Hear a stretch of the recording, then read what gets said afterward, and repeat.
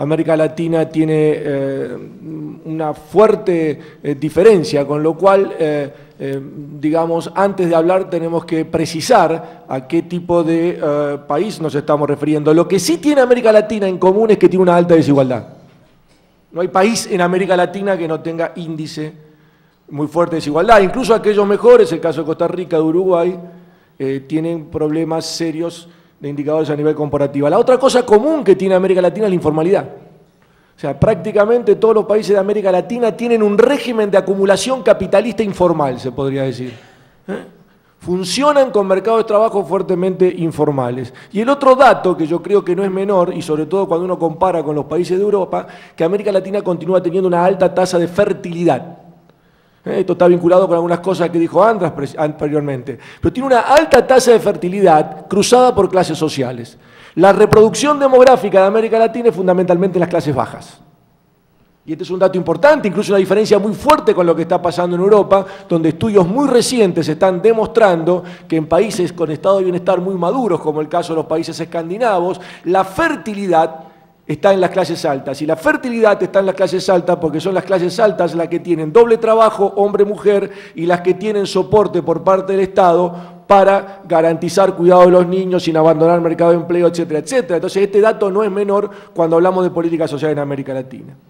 También tenemos que marcar que los sistemas de protección social en América Latina son muy diferentes. Una cosa es el sistema chileno, que tiene una impronta seriamente neoliberal, por decirlo de un modo, y otra cosa es el sistema uruguayo, el sistema de Costa Rica, y otra cosa es el sistema híbrido de Argentina o el sistema de Brasil, que es un sistema casi reciente de protección social, en donde vemos un boom de crecimiento después de la Constitución del 88 en el sistema de protección social, que no tiene parangón en América Latina prácticamente. Los otros sistemas tienen más historia, tienen otra estructura. Entonces, no solo tenemos que hablar del país específicamente, sino tenemos que tener en cuenta que los sistemas de protección social son muy diferentes, pero sí tienen cosas en común.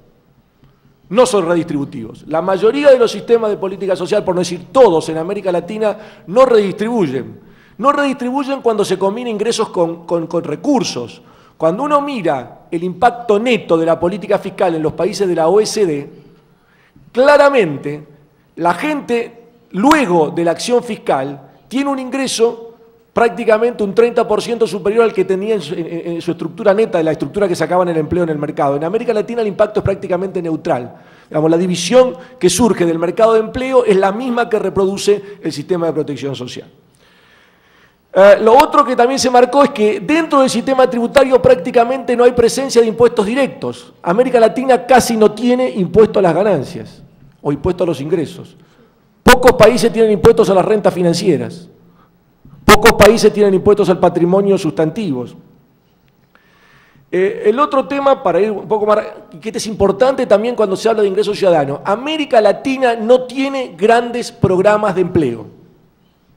Cuando se discute el ingreso ciudadano en Europa, que es el origen del debate sobre ingreso ciudadano, la confrontación que tenían para esa discusión o que se tiene son los sistemas contributivos de seguridad social y los programas activos de empleo, ya sean programas de welfare, ya sean oficinas de empleo o toda una parafernalia de programas que están dirigidas fundamentalmente a los trabajadores activos.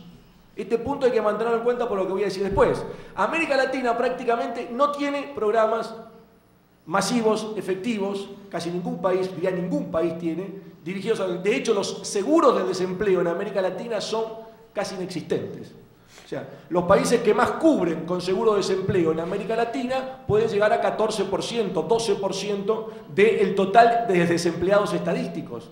Y los seguros de desempleo más habituales cubren el 5 o 6% de los desempleados estadísticos. Esta es otra diferencia sustantiva con lo que pasa en Europa o lo que pasa en el debate de los países centrales. Dicho esto, ¿qué es lo que está pasando en políticas de transferencia de ingresos en América Latina en los últimos años? La primera cuestión, yo diría que en la ola de crecimiento económico de América Latina, hoy hemos tenido un baño de lo que ha pasado en Brasil, pero el crecimiento económico prácticamente ha estado presente hasta la crisis financiera del año 2008 en casi todos los países de América Latina. Hay que decir, América Latina creció y creció fuerte, toda América Latina, prácticamente en la última década. Entonces yo diría que a raíz de eso, la primera política social de los últimos años de América Latina ha sido la creación de empleo. ¿Verdad? La visión de los gobiernos de América Latina, por decirlo de un modo muy esquemático, es que se puede volver al pleno empleo. Y este es un punto importante. O que, es más, hoy hemos escuchado que la mayor parte de Brasil y otros países crece el empleo formal, crece el nivel de empleo, entonces hay como un ambiente en América Latina de que se puede retomar una senda positiva de crecimiento de empleo. Y este es un tema que no es menor, porque si la imagen que sigue primando es que el empleo va a resolver los problemas sociales, uno va a ser el rol de la política social. Y si la imagen que sigue primando es que no se puede recuperar ese rol potente del empleo, va a ser otro el rol de las políticas sociales, y creo que hay que tenerlo en cuenta. Pero teniendo en cuenta todo esto, ¿qué es lo que ha pasado en los últimos años?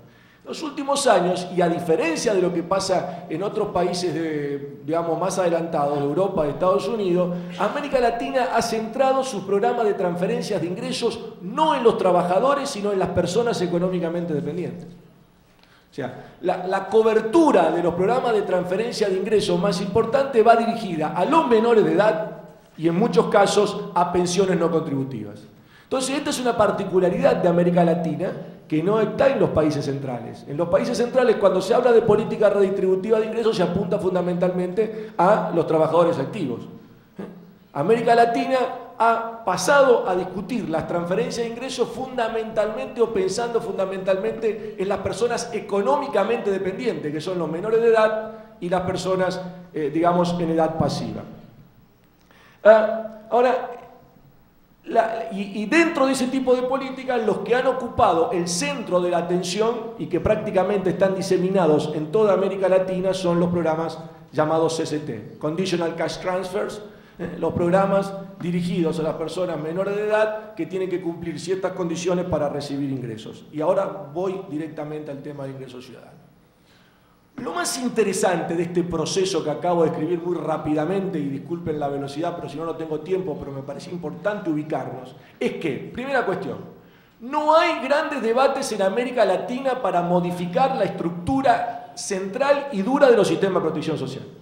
No se discute reforma del sistema de previsión social, no se discute reforma del sistema de salud, no se discute reforma de educación, en términos globales. Se discute política social en función de los programas de transferencia de ingresos para los menores.